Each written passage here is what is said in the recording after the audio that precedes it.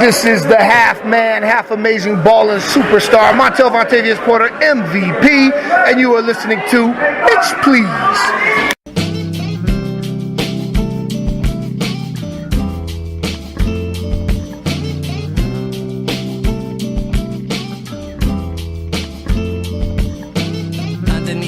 It's just a silly man trying to understand who the fuck I am on this US land. I let my hair grow, then I cut it off. Put a couple lines in it, cause you know I'm never coming soft. I do a lot of shows and I get a lot of stares. I got a lot of haters, but really who cares?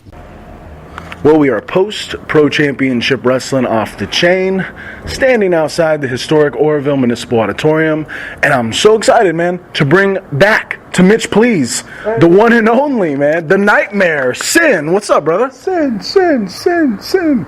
Yeah, I swear there's a crowd here chanting my name, you know what I mean? There always is, man, if we're in Oroville. I mean, it's crazy. It's just crazy, because, like, last time we talked, it was right before you got your big championship win, and, you know, I've been around PCW for like 12 years, and I've seen the crowd go crazy for pretty much just one guy, and that was Primetime. Like, go just nuts for him, just lose their stuff. They would cheer for other people, like, it's cool, like, people it's a great crowd to work in front of, because they are very vocal, but they don't really lose their shit for anybody that I've seen besides Primetime, except for you, man.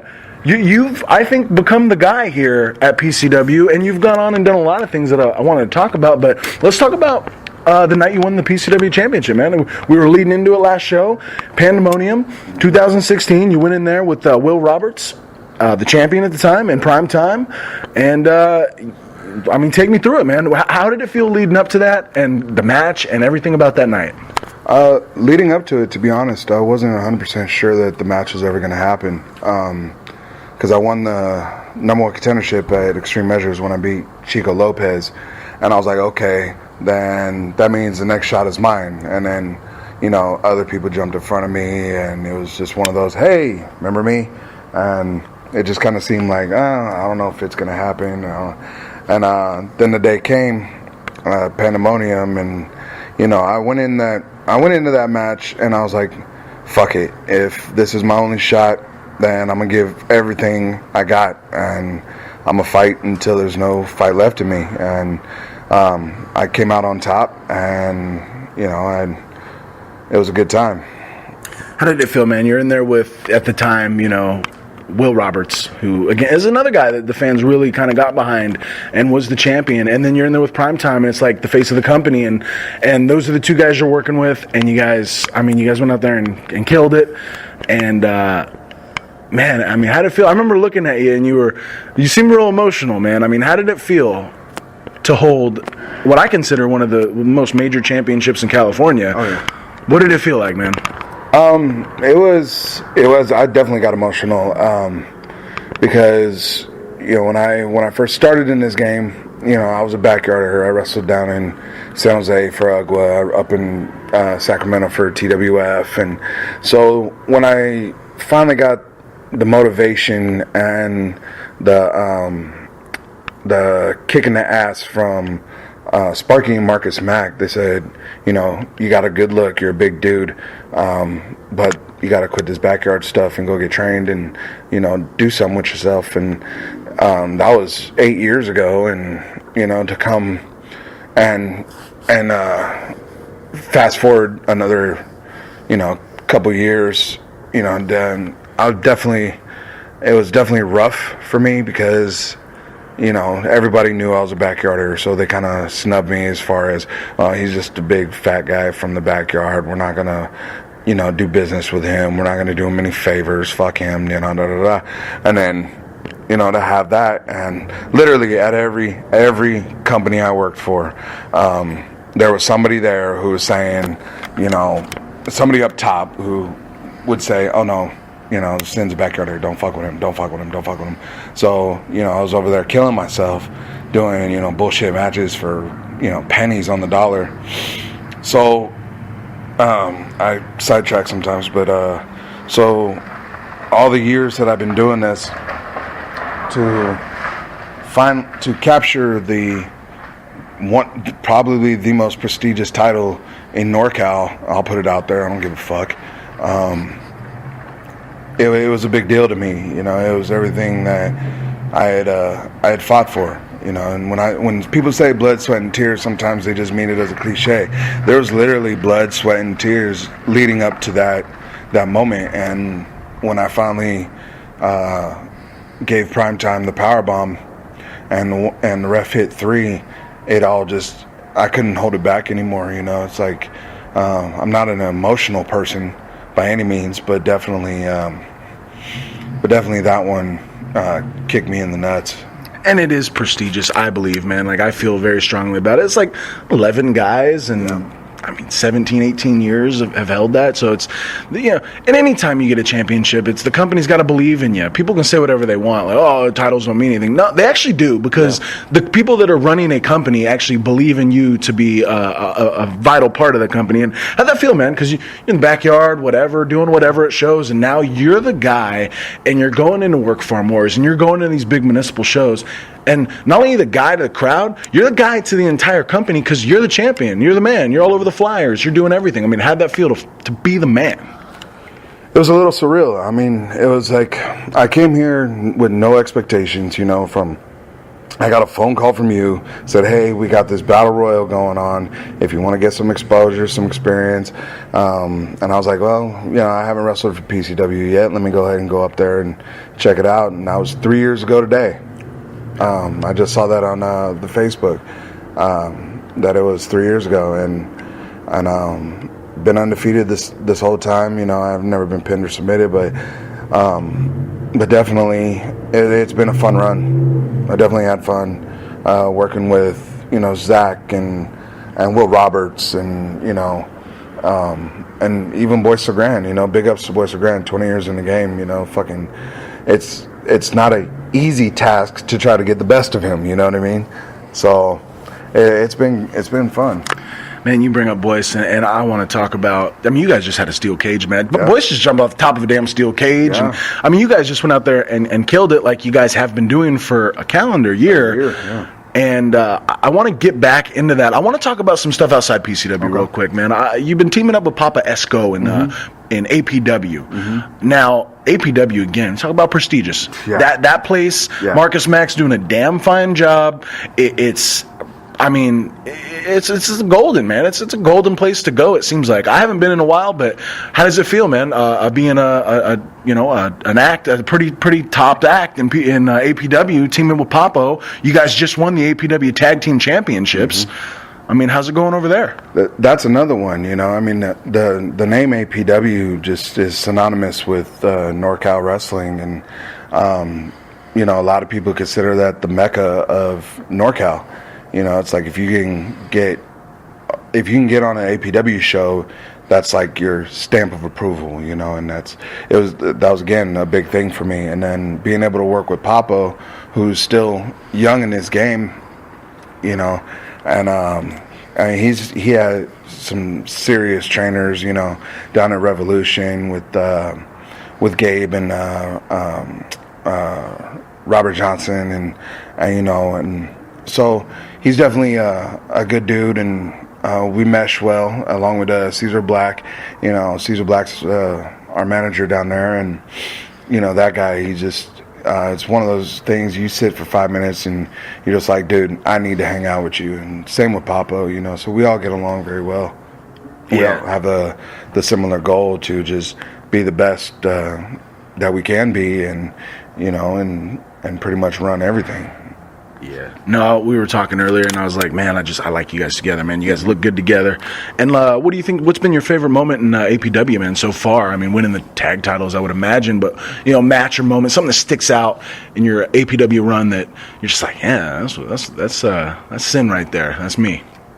To be honest, I mean, this is gonna sound cheesy, but walking out the first time to the Cow Palace, you know, when I was driving up Geneva. You know, my dad, when I was a kid, took me to fucking shows up in the Cow Palace, and when I was driving up and you see that big historic building that says Cow Palace on it, you're like, fuck, dude, I'm about to wrestle in there. And then you walk in to the Cow Palace, and literally as soon as I walked in, I saw the seats that me and my dad sat in the first time I seen The Undertaker live. You know what I'm saying? So it was a big deal. You know, we're gonna do it again in November. Yeah. So it's a big deal. November 10th. November 10th. Yeah. Yeah. No. Shout out to APW, man, Cal Palace, and yeah, God, man, it's so coming full circle. You know what I mean? Like you're there in the crowd with your pops watching Undertaker, and now here you are coming out as the damn Undertaker, beating the hell out of everybody. I saw the video. That's awesome, brother, and nobody deserves it more. I mean, really, I'm so happy to see the things that you're doing because you are one of my favorite guys, and that's why you're back on Mitch Please for round 2 here. Gold Rush Pro Wrestling. Yep. Let's talk about it. You paint your face up. It's a different SYNN over at Gold Rush Pro Wrestling. Take me through that SYNN. That SYNN is a different. It's really a different version of me. You know, it's like I tap into a dark side when I go over to Gold Rush. It's just like the whole atmosphere. You know, you see the big drawbridge with the skull, and it looks like a gold mine in there. And there's this like gritty, dark shit that is in there, man. And just you feel the vibe of it. So it enabled me to tap into the monster side of me. You know, when I'm here at PCW or APW or wherever else, you know, I can be me. I can be just a guy that goes out there and who's ready to fight. But definitely at Gold Rush, it brings out the darkness. And I try to, when I paint my face up, I try to symbolize the true nature of the darkness. You know, that's why I said, you know, it's like I don't live in darkness. I am the darkness. Yeah, I like it. And you've been there for a while. In fact, we met for the first time at Gold Rush doing a train. The worst hip tosses anybody's ever seen. Oh my God! I'm so glad camera phones weren't a big deal at the time, dude. Because if they'd have seen our fucking hip tosses, they'd have been like, "All right, y'all two ain't gonna be shit in this game." I remember you had the big ass fucking red curls and shit. Fucking, I was out there just fucking all starstruck with Dupre and fucking. Jekyll's was out there, and then I seen Zack, Dylan Drake, fucking, you know, and it was a big moment for me, dude. To go from the horrible hip tosses at training and nobody really knows you, to just a few weeks ago, man, you're in there with, I consider the two best guys in NorCal, Rick Luxury, and I'll put it out there. They're the two best in fucking West Coast. You know what I mean? Yeah, I mean, I haven't seen a whole lot from the East Coast, but definitely from what I've seen in the West Coast, Rick Luxury and Primetime are definitely the two of the best. And you're in there, and you're in a steel cage, and Primetime's Gold Rush Heavyweight Champion, and Rick's in there challenging, and you're in there. Hey, you came up through the ring, dude. Now take me through that real quick. Like, how long were you in the ring? Like, I mean, without pulling back the curtain too much, I mean, as much as you can, how did that whole thing work? Because I'm watching on YouTube, and all of a sudden you come ripping through the canvas at the ring, and I've never seen anything like that in, like, independent wrestling. Right. I've seen it, like Kane or something, but so how did that come about? And you know, as much as you want to elaborate. Again, man, like I said, I channeled the darkness. You know, it's like, it's just one of those things. Like, hey, you're gonna ban me from ringside, then I'm gonna channel the spirits of my ancestors, and we're gonna make sure that I'm in this fucking match. You know. Yeah. And that's exactly what I did. And speaking of Gold Rush, I did just win the heavyweight title there, and just like here at PCW, when I broke down in the middle of the ring, when I won the title here, it was the same thing from there, because it's Sparky's company. So you know, going back to originally when Sparkey and Markus came to me and they said, "Hey, go get trained. You know, do your thing. You know, it's going to be rough for you, but you can prosper in this." And you know, for the longest time, I was like, okay, I'll just go out there and do my thing. And then all of a sudden, I won the title for APW, the tag team titles in APW for Markus Mack. And then, you know, with Gold Rush, same thing. It was just like, it was a lot. It was a lot to take in that day. And I'm glad I had paint on, that it looked like the sweat was rubbing or making my paint run. But no, I was definitely in tears, man. So cool, man. So much you've accomplished in just this last year. You know what I mean? The PCW Championship, the APW Tag Titles, the Gold Rush Pro Wrestling Heavyweight Championship, and this run with Boyce LeGrande here at PCW, man, probably the only rivalry that has main evented this municipal auditorium for literally a year straight. Mm-hmm. I mean, the entire calendar year of 2017 has been Boyce and SYNN. Yep. And you guys have done all kinds of things. He's dressed up like you. You've powerbombed the hell out of everybody. I mean, the fake blood. I mean, so much in your guys' storyline, man. What are some of the things that stand out? The Nightmare Slim. I mean, on a shoot, man, it was like, I know he did it to try to piss me off, but when I saw him in the getup come out and do all that stuff, I couldn't do anything but sit back and laugh because it was just funny as hell to me. I was like, really, you're gonna try to dress up like me and try to impersonate me to piss me off? And I thought it was funny. Imitation is the best form of flattery, you know what I mean? That was definitely fun.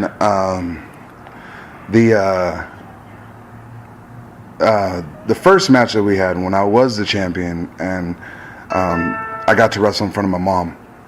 She came down here from Washington, and that was an emotional day for me because that earlier that year we almost lost her because she got sick, and so for her to come through and pull through and 100% recovery, she's doing perfect now, and to be able to get in the car and drive from Washington, it's not a short drive, man. No. It's 13 hours for somebody her age, and it was a big moment for me, and I was glad that I was able to be there, and Boyce was there to share that with me, and it was emotional. That's awesome, man. I never knew that, man. And I just got through saying that I'm not an emotional person, and I keep mentioning these emotions, man. It's crazy. No, that's awesome. Like, it's just like, My uncle was there the night I won the championship. And it's like, to have your family there when you're doing what you've been telling them what you love, and having to fight, for me, fight them, and this is what I love, and I swear I'm doing it for the right reasons, and I'm going to make you proud of me, damn it. Yeah. And to do that, it's just, there's nothing better, I don't think, than doing it in front of your family, That's true. I mean, and especially, on my dad's side, I fought him on this whole wrestling thing, and he wanted me to play football or be in the army or be a doctor or something. But as far as but he's always had my back, and 100%. But my mom, if you go back and watch that video on YouTube when I beat Boyce, I told my mom to come to the rail, and I gave her a hug, and I said, I'm sorry I was never a doctor. And she said, shut up, this is you. She's like, I knew when you were 5 years old that this is what you were going to do. And she's like, I'm so proud of you. And so, back to the emotions. God damn it, man. You bring this shit out of me, man. Fuck. Touching moments on Mitch, please. I'm a mama's boy. With SYNN. Me too. Come on. I've met your mom. You know what I mean? Yeah, I know. First show. She was there. She was like, oh my gosh. She's like, we got to get this guy a shirt. I'm like, well, I don't think we have the size, Mom, but we still owe you a shirt, though. Yeah, you do. Damn it, I do owe you a shirt. Yep. And probably a drink. And we're getting ready to go to the after party. And we just finished up this. You guys just had a damn cage match, bro. It's like, I got you fresh out of the cage. Mm-hmm. I mean, this was it for you guys. A year. It was billed. This is the final match, no matter what. So, I mean, reflecting back, how did it feel? It was good. It was good to end this on a note, and that there's more places for him to go with the title on. I'm glad that I'm gonna put him over real quick, and I'm glad that he's the one that beat me, and he can go on and defend the championship with pride, and like he's been doing, and definitely. And then as far as I'm concerned, I got bigger fish to fry now. You know what I mean? And we'll see what the future holds for me in PCW. I'll just come out and say it, man. James Haight screwed you, and it's not the first time. It won't be the last. Yeah. It is what it is, and let's get away from wrestling for a minute, man. We have a couple more minutes here. Let's talk about music. Okay. What kind of music do you got on your iPod shuffle? What kind of music you listening, man? You're traveling down the roads, or what motivates you? Man, I can't even listen to the damn radio anymore, man. It's all. It's like, what the fuck did he just say? And then I feel like my parents, because my son listens to that shit, and it's garbage. I'm sorry, mumble rap is garbage. Everybody's, it's the evolution of hip hop. No, it's not. It's the de-evolution of humanity. It's just fucking retarded. But I remember my mom saying, rap is bullshit and crap. You need to listen to this shit. And I was like, man, your music sucks. So I'm having the same conversations with my kid, but definitely on my Pandora, I listen to comedy, actually. Until I get to right around Marysville. When I get into coming up here today, when I got into Marysville, I was listening to comedy all the way up here. Christopher Titus, Jeff Foxworthy, what's the fuck's his name? Whatever. Jim Gaffigan? What do you think about? That's my guy. Yeah, he's cool. He's cool. But John Panette, the big dude, rest in peace. He played Bumpo in the Punisher movie. Okay.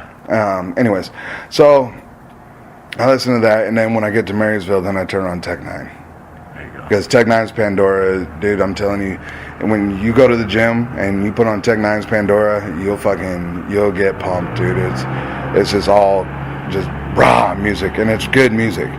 It's fucking it's lyrics and beats that are tight. Lyrics is tight, delivery is tight.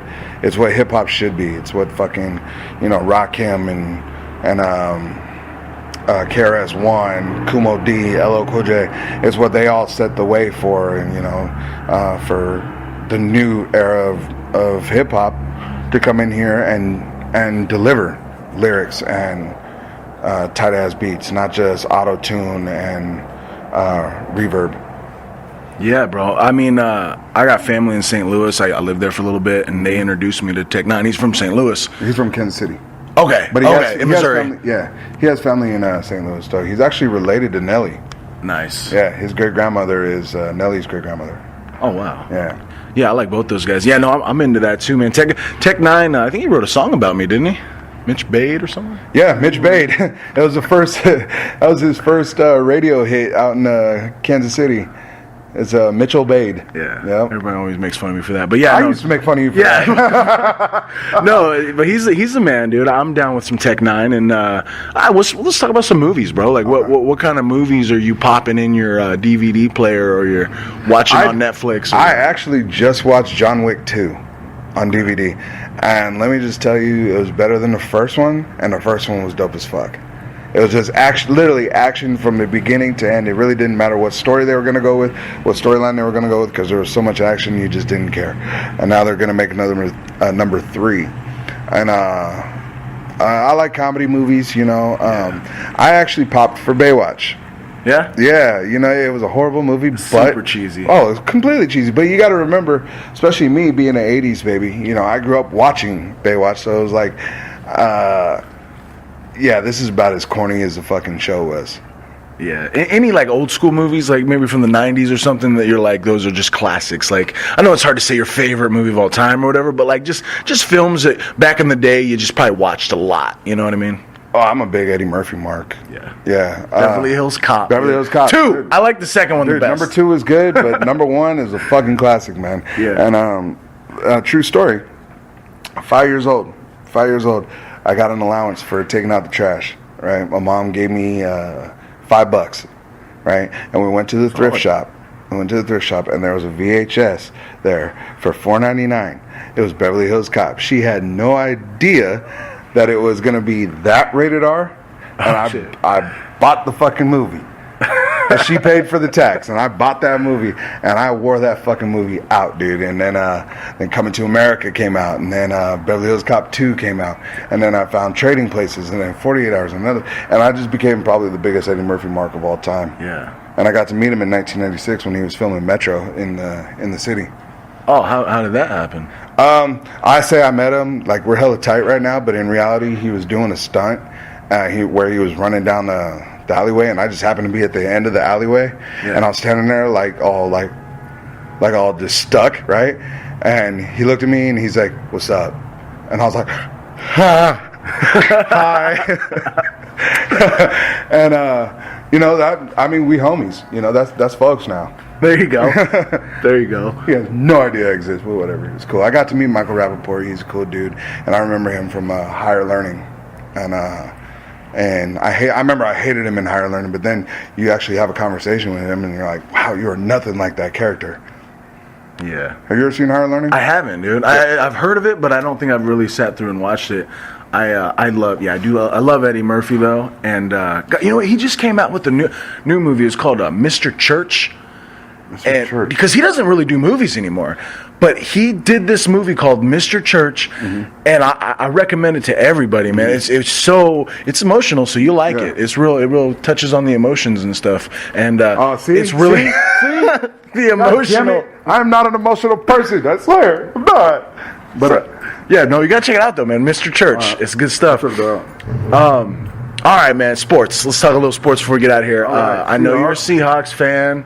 I know you just beat our damn Rams last weekend. Hey, I'm not happy about it. Fuck the Rams because they beat us 5 times in a row up until the last meeting last season when you guys had no coach and no quarterback. So we'll take that win. And then this season we already beat you guys. And I remember every time we go against each other, I know after the game I'm going to get that text message on my phone that says Mitch Valentine. Only if the Rams win, though. I only text you if the Rams win. Yeah. So I'm like, I know quick to ignore. If the Rams lose, I'm MIA. Oh, I didn't see it.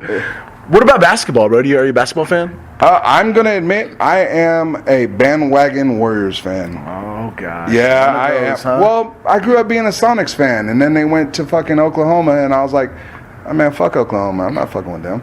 So then I just kind of ignored basketball for, 15 years. And then just being around down in the Bay, and everybody was showing me Warriors shit, and I'm just like, okay, well, they bring the party, and it's dope. I love the Warriors. Yeah, that damn Steph Curry and those 3-pointers, man. I mean, yeah, what can you do?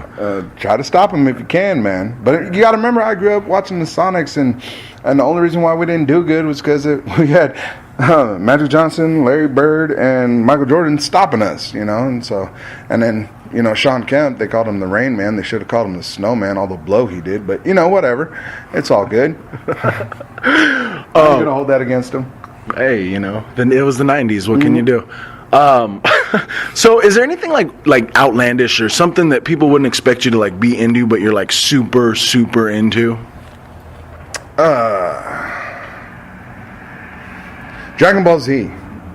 Okay. I'm a big Dragon Ball Z fan. I'm actually in next year I'm going to the Kamehameha Con down in LA. All right. Yeah, dude. I'm gonna go out there dressed as a Black Super Saiyan. I don't care. I'm gonna dye my beard and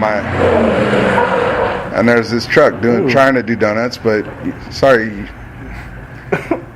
Tough guy in the parking lot. A lifted truck, homie. You're not gonna break them. You're not gonna break them loose, bro. But good try. Oh yeah. Gotta love the cameos on Mitch, please. That is a little dick right there, bro. Well, I think that's a good place to stop right there. Stop it on the little dick. Oh, yeah. You always got to stop on the little dick. Ladies, if you see a little dick, just say stop.